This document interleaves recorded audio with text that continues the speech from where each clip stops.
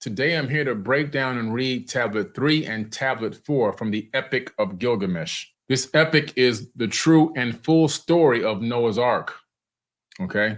The story that's in the biblical text, not even close to being the full story, as well as, unfortunately, not close to even being totally accurate. So what we're finding out here is true, real, ancient history, not fake news history, all right? And the Epic of Gilgamesh is on display at the British Museum. It's a well-known, long translated text from tablets that were deciphered many years ago. We're talking about in the 1800s. So we're not talking about something that's new, that just popped up, that no one knew about. We're talking about the source material for the story of Noah, except Noah's story is a very small piece of a much bigger story. And that's what we're tapping into here, all right? We're tapping into the real knowledge. So just in case you never knew what Gilgamesh looked like, I'll give you one of the famous depictions of Gilgamesh. Our ancestors depicted Gilgamesh and Enkidu. Enkidu was his counterpart, also a giant, also massive, also highly intelligent, and also a created being. Enkidu was fashioned, according to these tablets, fashioned to be a companion for Gilgamesh to go on his hero's journey. They literally made somebody for him, almost like a cyborg of some type of thing. This guy didn't get born from a womb of a woman. He literally was created and then put out into the wilderness. Here's a quick shot. Here's a quick photo. So you can see here, Gilgamesh is holding a full-size lion in his arms, a full-size lion. He's holding it in his arms, and you can see the size of the full-size lion compared to his actual size. We're talking about this dude is big, okay? You can see the scale here. And there goes his counterpart, Enkidu, which is almost kind of like half human, half type of an animal, mixed animals. But this guy was also extremely strong and highly intelligent as well, okay? All right, now remember, sometimes there's parts in a tablet where the tablet was broken, or some of the text that was actually utilized that was created utilizing a wedge was, broken off, because sometimes parts of these stones get hit or rubbed against or chiseled or in some type of weird way where pieces break off, aging, pieces just fall off. So there are a couple of pieces here or there, and I'll let you know when there's a spot that's missing, and you got to continue to go on past that location, all right? The elders spoke to Gilgamesh, saying, Gilgamesh, do not put your trust in your vast strength, but keep your sharp eye out. Make each blow strike in the mark. The one who goes on ahead saves the comrade. The one who knows the route protects his friend. Let Enkidu go ahead of you. He knows the road of the cedar forest. He has seen fighting, has experienced battle. Enkidu will protect the friend, will keep the comrade safe. Let his body urge him back to the wives. In our assembly, we have entrusted the king to you, and your return must entrust the king back to us. And your return, you must entrust the king back to us. Gilgamesh spoke to Enkidu, saying, come on, my friend, let us go to the Engla temple. In Ninsun, the great queen. Ninsun is wise, all-knowing. She will put the advisable path for our feet. To Ninsun, the great queen. Ninsun is wise, all-knowing. She will put the advisable path at our feet. Taking each other by the hand, Gilgamesh and Enkidu walked to the Eglima. To Ninsun, the great queen, Gilgamesh arose and went to her. Ninsun, even though I am extraordinarily strong, I must now travel a long way to where Humbaba is. Humbaba is this technology that has the capability of killing people if they're caught in the cedar forest doing anything for a range of 3 miles. This thing can detect, 300 miles. For a range of 300 miles, this object named Humbaba can detect rustling of the bushes in the forest. And it can then go from wherever it's at to that exact location like this and annihilate whoever it is that's messing around inside the forest. Because Enlil put this guard, Humbaba, there to guard the forest against anyone coming to cut any of the trees down. He owned that forest and he didn't want the trees touched. And when we read the description of Humbaba last week, we discovered that it's not a person. It's some type of technology that has the capability of slaying men with flames and fire. I must face fighting such as I have not known, and I must travel on the road that I do not know, until the time that I go and return, until I reach the cedar forest, until I kill Humbaba the terrible, and eradicate from the land something baneful that Shamash hates. Intercede with Shamash on my behalf. If I kill Humbaba and cut his cedar, let there be rejoicing all over the land, and I will erect a monument of the victory before you. So Gilgamesh is talking to the Anunnaki god named Shamash. Now, there's a famous tablet called the Tablet of Shamash. And this tablet has a depiction of Shamash on the tablet along with 3 more humans. You could tell that he's not human because he's sitting down. And even though he's sitting, he's like 3 times taller than the people. And what's crazy is Shamash is sitting on a type of a box that has a symbol for magnetic fields on it. And then he's got this arch kind of a tripod coming up and over, which is right above this gigantic stone table. And then you see a human being standing in front of the stone table, holding it up with one hand. Okay. Now, this is incredible. Above the table, there's a disc. That disc has lines in it. For many years, people thought that was pottery or some type of a design. But more recently, I discovered about 4.5 years ago, it's a frequency. It's a cymatic frequency that you can make on a Chladni plate. I made a famous post about this. It went uber viral for months. It did millions of views. And I played the actual sound frequency, and I put a warning on my post that says sound warning, because it's a very high-pitched sound. But when you activate that frequency with a magnetic field, it creates anti-gravity. Now, you can clearly see this tablet is literally showing you what I was saying. You see this box that he's sitting on the right-hand side. That is positive and negative. That's a field. We're talking about magnetism here. In his hand, he has an oscillator, what I would consider in electronics an oscillator. Off of this tripod or this arm that's hanging, you see this disc. This disc actually has what? It has lines. Those lines make a specific frequency that you can get at a specific tone and pitch. And then you see the humans. The humans are there. And what are the humans doing? The one in the front is holding up the table off the ground with one hand. He's lifting it. This is depicting the Anunnaki beings imparting the wisdom of anti-gravity to mankind. Very famous tablet called the Tablet of Shamash. I wrote about this tablet in my book, The Epic of Humanity. Ninsun, even though I'm extraordinarily strong, I must now travel a long way to where Humbaba is. I must face fighting such as I have not known. I must travel on the road that I do not know until the time that I go and return, until I reach the cedar forest, until I kill Humbaba the terrible and eradicate from the land something baneful that Shamash hates. Intercede with Shamash on my behalf. If I kill Humbaba and cut his cedar, let there be rejoicing all over the land, and I will erect a monument of the victory before you. The words of Gilgamesh, her son. Grieving Queen Ninsun heard over and over. Ninsun went into her living quarters. She washed herself with the purity plant. She donned a robe worthy of her body. She donned jewels worthy of her chest. She donned her sash, put on her crown. She sprinkled water from a bowl onto the ground. She went and up went to the roof. That's what it says. She went and up went to the roof. She went up to the roof and set incense in front of Shamash.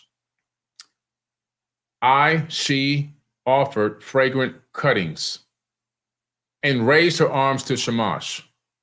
Why have you imposed, nay, inflicted a restless heart on my son Gilgamesh? Now you have touched him so that he wants to travel a long way to where Humbaba is. He will face fighting such as he has not known. He will travel on the road that he does not know until he goes away and returns, until he reaches the cedar forest, until he kills Humbaba the terrible and eradicates from the land something baneful that you hate. On the day that you see him on the road, my Aha, the bride, without fear remind you, and command also the watchmen of the night, the stars, and the night your father seen. And then it says, she banked up the incense and uttered the ritual words. She called to Enkidu and would give him instructions. Enkidu the mighty, you are not of my womb, but now I speak to you along with the sacred votaries of Gilgamesh, the high priestess, the holy woman, the temple servers. She laid a pendant on Enkidu's neck. The high priestess took, and the daughters of the gods I have taken, Enkidu. There's a couple of missing words here. Enkidu to Gilgamesh I have taken, until he goes and returns, until he reaches the cedar forest. Be it a month, be it a year. Then we have 11 lines missing here. The gate of cedar, Enkidu, in the temple of Shamash. In the Eglima, he made an offering and cuttings. So what's interesting here is that Shamash isn't there in the physical form. They know of him. They've seen him. They have depictions of him, but they have statues of him as well. And at this point, they're bringing offerings and incense and getting themselves cleaned and to present it properly in front of what they considered a god. To at least his mom is, to ask for guidance and give him some type of grace and safety and so forth and so on. So this is what's going on here. And so Enkidu in the temple of Shamash and Gilgamesh in Eglima, he made an offering of cuttings to the sons of the king. And then there's about 60 lines missing on this tablet. Then it says, Enkidu will protect the friend, will keep the comrade safe. Let his body urge him back to the wives. In other words, let him, when he goes out to fight and to battle, let his mind be on coming back to his wives, his family, right? So that that drives him to want to succeed, to be able to make it back home. In our assembly, we have entrusted the king to you. And on your return, you must entrust the king back to us. Enkidu spoke to Gilgamesh saying, my friend, turn back. The road. And then there are a few last lines missing here on tablet number 3. So that's tablet number 3, and we're going to go over to tablet number 4. All right, tablet 4, the Epic of Gilgamesh. At 20 leagues, they broke for some food. Okay, so now Gilgamesh and Enkidu are off on their journey. At 20 leagues, they said, you know what? They got to take a break. It's time to eat some food. So 70 miles in, on foot, they said they finally ready to take a break. And that just gives you an idea of how strong these people were. These people have incredible strength, incredible resilience. At 30 leagues, they stopped for the night. So they went another 10 leagues on top of that. Then they stopped for the night. Walking 50 leagues in the whole day, a walk of a month and a half. Wow. A walk of a month and a half. That's incredible. On the third day, they drew near to the Lebanon. They dug a well facing Shamash, the setting sun. So there again is more worship of these Anunnaki beings that aren't really there on site, but they're giving reverence to them. So they're giving a reverence to the god Shamash because they want the blessings of Shamash to be able to allow them to celebrate when they kill this Humbaba and start cutting down these trees and everything. They dug a well facing Shamash, the setting sun. Gilgamesh climbed up a mountain peak, made a libation of flour and said, mountain, bring me a dream, a favorable message from Shamash. Enkidu prepared a sleeping place for him for the night. A violent wind passed through, so he attached a covering. He made him lie down, and in a circle, they, like a grain from the mountain, I know it sounds weird, but there's a few words missing, while Gilgamesh rested his chin on his knees. Sleep that pours over mankind overtook him. In the middle of the night, his sleep came to an end. So he got up and said to his friend, "My friend, did you not call out to me? Why did I not wake up? Did you not touch me? Why am I so disturbed? Did a god pass by? Why are my muscles trembling?" And so Enkidu replies to him and says, "Enkidu, my friend, I have had a dream."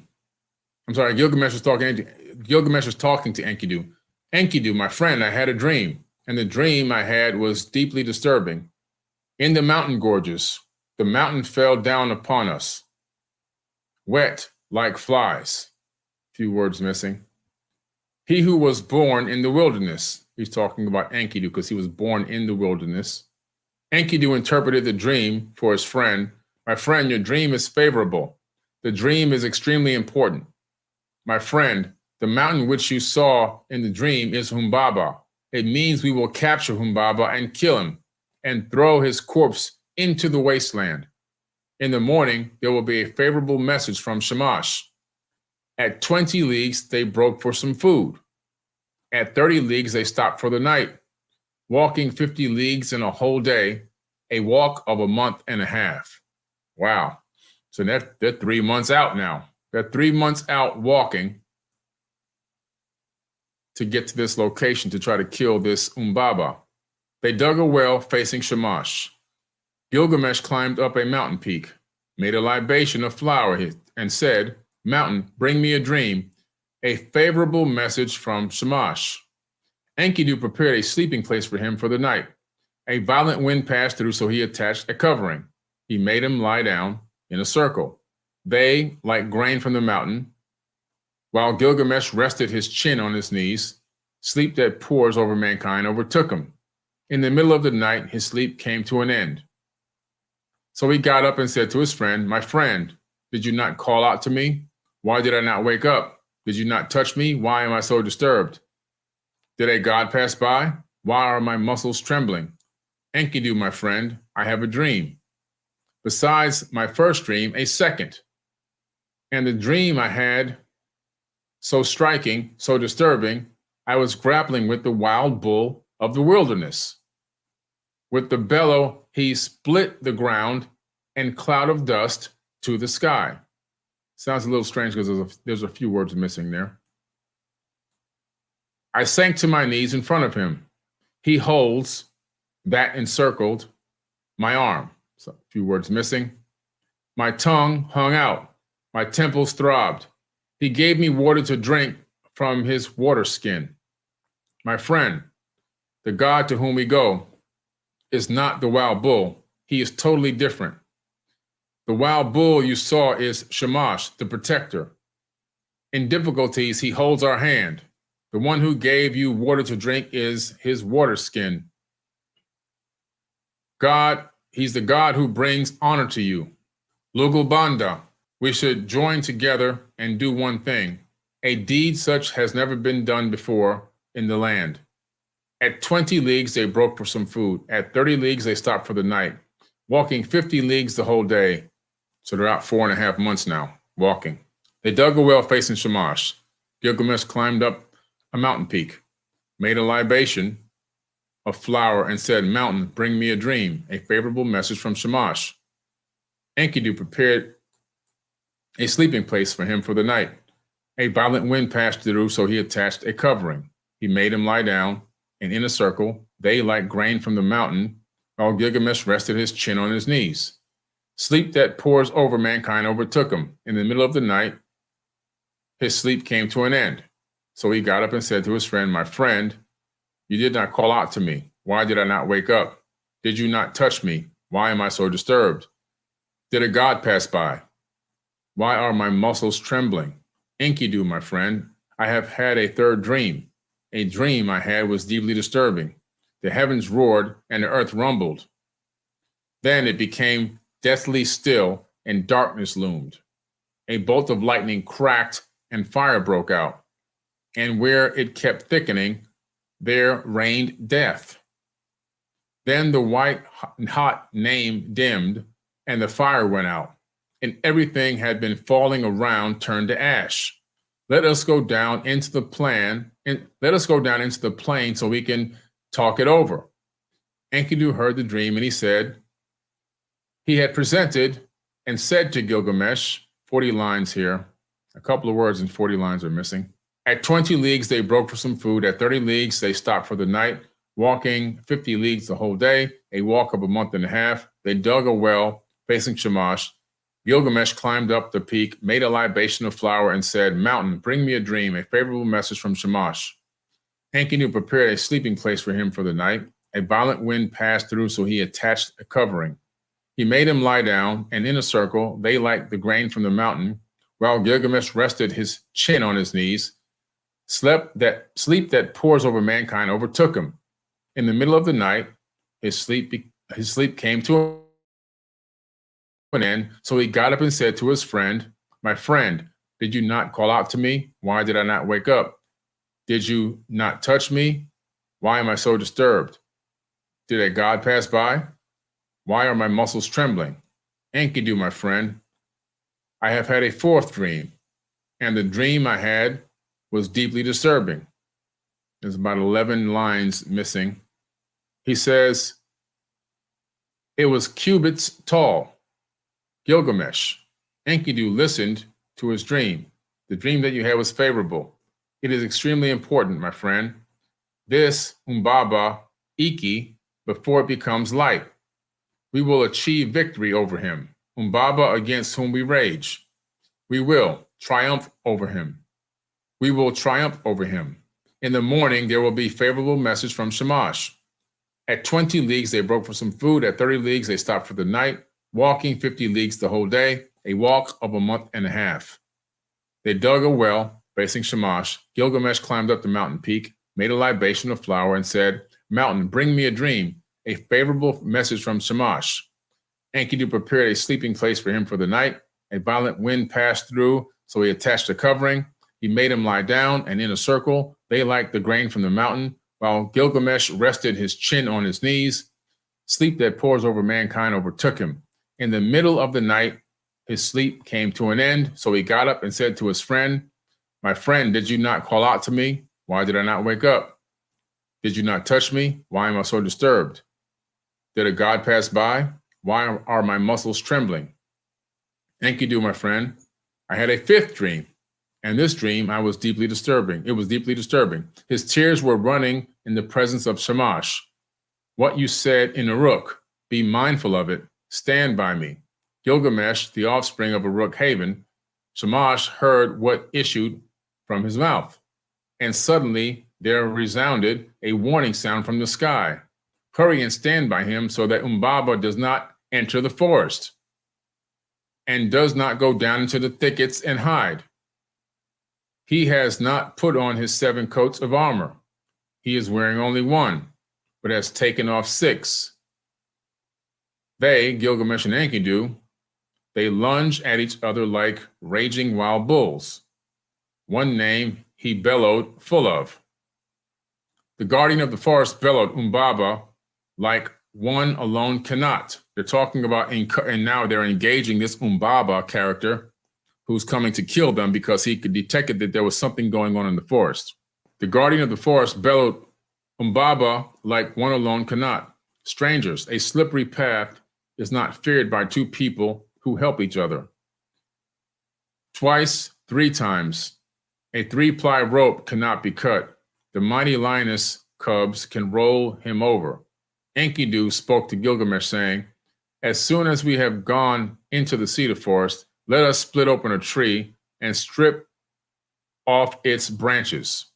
Gilgamesh spoke to Enkidu, saying, "Why, my friend, we so wretchedly," few words are missing, "we have crossed over the mountains together. In front of us, Before we have cut down the cedar, my friend, you are so experienced in battle. Who's fighting? A couple of words missing here. You need not fear death.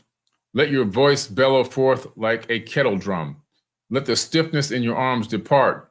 Let the paralysis in your legs go away. Take my hand, my friend. We will go together. Your heart should burn to a battle. Pay no heed to death. Do not lose heart. The one who watches from the side is a careful man, but the one who walks in front protects himself and saves his comrade. And though they're fighting, and through their fighting, they establish fame. As the two of them reached the evergreen forest, they cut off their talk and stood still. So in tablet number 4, let me just get back to the main screen here now. So what's going on here is, so these two guys are obviously going through the forest. They're heading to the cedar forest to chop down some trees and kill Humbaba. And this is all along the way where the main part of the story is that Gilgamesh ends up learning about Ziusudra, who is actually Noah from the Bible. We're going to get into that probably in the next couple of tablets. And so he discovers that there's some type of immortality elixir, and he wants to get that immortality elixir. He wants to get it in his hands. He wants to take it. He wants to find out how he can become immortal. He knows that he's not 100% human, and he also knows that he's not 100% Anunnaki. He knows that he's a mixed breed, and he wanted to find out if there's any way possible that he can get some advice on how he can become immortal. Okay, and I think he even wanted to go back to the home planet as well. So it's a pretty interesting. It gets really interesting. Now, this part of the reading is a little dry because it's the journey. I mean, these guys are walking, as you can see, for months and months and months to get to their destination, so they can, I guess, tag team this Humbaba and try to break it, destroy it, or kill it before it kills them. And then they're going to make a monument out of cedar, and then they got to walk all the way back another half a year to get back home to their kingdom, where Gilgamesh is king, to Uruk, and actually let everyone know they defeated Humbaba, and it's time to celebrate. So it's pretty interesting. Now, this Shamash is being worshipped a lot, but what's interesting is this Enlil, who's known as Yahweh in the Bible, he seems to be alive and still interacting and engaging mankind, because from the beginning, he had given Gilgamesh the approval to go on this journey, and then fashioned him this being, this partner that he had, his comrade that he's going out there with. So Enlil is still around. This Anunnaki being is still around, but Shamash is only being worshipped. But in remembrance of him, they're worshiping him and honoring him. They must have really loved this guy. He must have, from their perspective, treated them well. And like I said before, the more you read into it, as we get deeper into these tablets, you'll find that Noah was a half-breed. He was half human and half Anunnaki. I believe his father was Enki. And so Enki wanted to spare him because it was his son. And he gave him instructions on how to build an ark, but the ark that he built is not the one that's in the Bible. We have the actual ark tablet.